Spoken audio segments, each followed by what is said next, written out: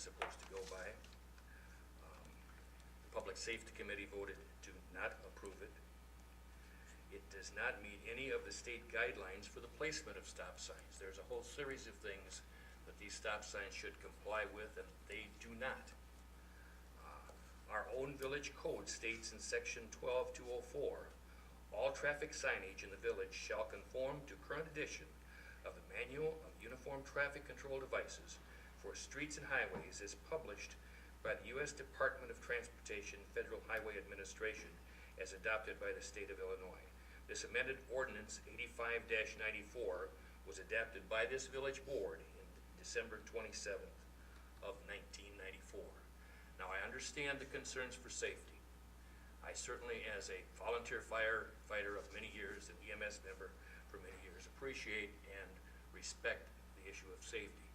I would state, however, that I think there are probably 100 intersections in this village that could use the same argument. At some point, we are going to have to stand up and say, we're either going to follow the code or we're not going to follow the code. It seems that every time someone comes before this board and requests that we put in a stop sign, we, against our own resolutions, say, okay, we'll put it in. I think all we have accomplished is moving a problem from one area to another. And therefore, I'm not going to support the placement of those stop signs. I'm finished. Trustee Bowman. Thank you, Your Honor, and I respect Trustee Yo's statement there. However, on Saturday of this last week, I went to Van Stone and Rena, and I visited some 21 residents there. Unfortunately, they weren't all home, but I was able to talk to 15 of those residents. Out of the 15, 10 of those confirmed that they wanted the stop signs to stay for various reasons. One guy had his mailbox ran over 12 consecutive times prior to the stop signs going up there. It was a vote of, if it was a vote, if you want to say, a questionnaire, 10 of them were for it, 5 were against it, which is, 66 2/3% for it. And I understand we have codes and guidelines, and if we are really that concerned about it, how come we have a 3-way stop sign at Irma and Persian? We also, if you take a drive down Juniper Lane just by itself, you'll find a 3-way stop sign at Editon Drive and Juniper Lane. That's a dead-end street to the left on a cul-de-sac. I don't think that meets any codes or any state guidelines. Also, if you go to Bobolink Drive and Juniper Lane, you'll find a 3-way stop sign. 1/2 block from that intersection is another 3-way stop sign at Amber Drive and Juniper. So I don't buy that we live by codes and state guidelines on this board. I think we live mostly by what the people want within our village.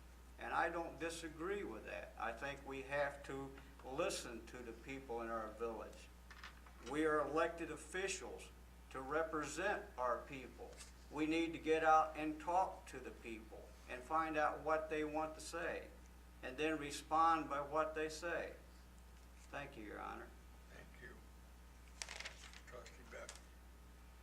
Thank you, Your Honor. I did a little research of my own also, taking into account similar intersections which I'm very familiar with. I lived there for 28 years. Was the intersection of Victory Lane into Shoreland. And there's a stop sign southbound on Victory at Shoreland. So you come to the stop sign, you then proceed out and looking both ways and go wherever you want to go, typically going east toward North 2nd Street. And people use that all the time. I don't recall, the years I lived there, maybe 1/2 accident in that intersection. I agree a little bit with Tom that, you know, at some point, you know, I could make a case for that intersection. There's a school bus, you know, stop right in that general area. My own grandson gets on it. But I think at some point in time, we have to take and live by a set of rules and guidelines. And you know, the Public Safety Committee denied it. The village engineer said it does not meet the requirements. So therefore, I'm going to vote no on this issue. Trustee Johnson. Well, I agree with what a couple of the other people have said here. We really can't be, unfortunately, we can't be bound by what other members on this village have done in the past. And I think it's time that we begin to follow the rules. It just seems that, as we've been brought up here, we've got stop signs all over the place. Most of them, if we followed the rules, they'd be gone. They wouldn't be there. They would never existed in the first place. But we've kind of stuck them there. And so I think we need to start going back and start looking at stuff and saying, hey, no, we need to follow the rules. And unless there's some really compelling reason and everybody recommends it, we're just not going to, you know, leave them where they are. Anyone else?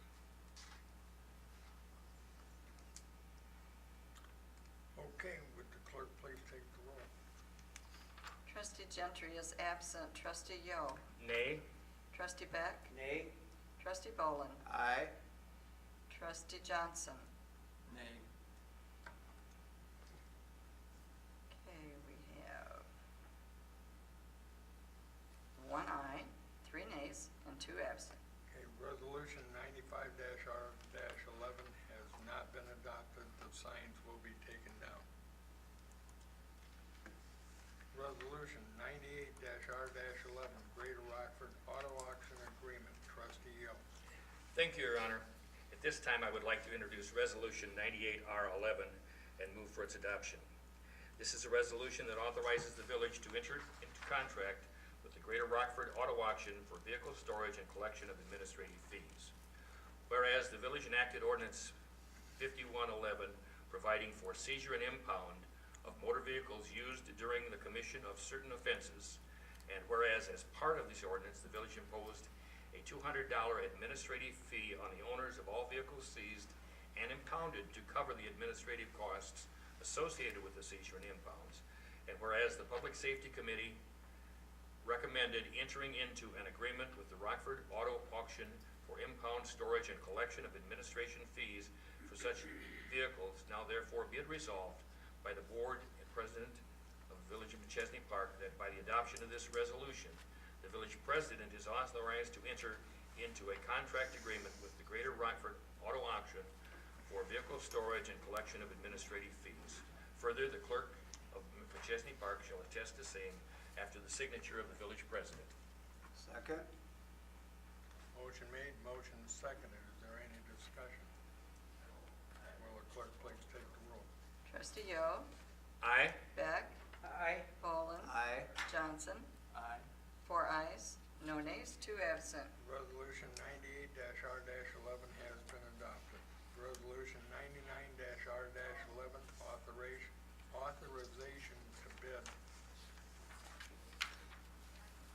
Machesney Town Center Phase 1. Trustee Bolin. Thank you, Your Honor. I present Resolution 99-R-11 and move for its adoption. Whereas the Village of Machesney Park and Rubinoff Development are working in partnership in the Machesney Town Center redevelopment project, and whereas Machesney Town Center Phase 1 improvements include the construction of a new access road with corresponding traffic signals, utility improvements, and minor improvements at the Illinois 251 Copper Drive intersection, and whereas plans and specifications for Machesney Town Center Phase 1 improvements are ready for public bid letting and as provided by ordinance, now therefore be it resolved by the President and Board of Trustees of the Village of Machesney Park, Winnebago County, Illinois, that By the adoption of this resolution, the village engineer is hereby authorized to place the following construction drawings and corresponding specifications out for public bid letting as provided by ordinance. Machesney Town Center Phase 1 improvements. Further, the village clerk of Machesney Park shall attest the same after the signature